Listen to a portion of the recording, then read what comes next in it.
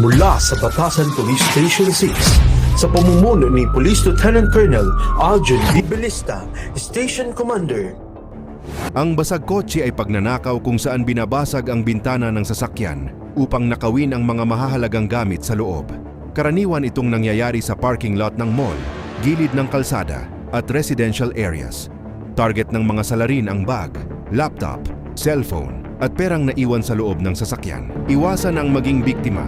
Huwag mag-iwan ng valuables sa loob. Ilagay sa trunk bago pa makarating. Siguraduhing nakalock ang pinto.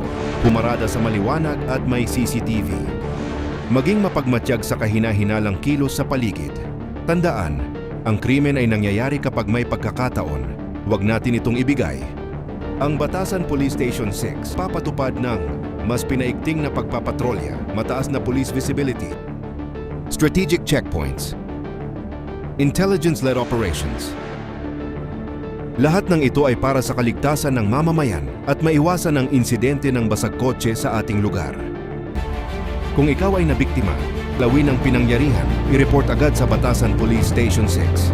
Tumawag agad sa QCTCEN Helpline 122, Emergency Hotline 911. Mag-ingat, magmatsyag, makipagtulungan. Batasan Police Station 6, laging handa para sa inyo.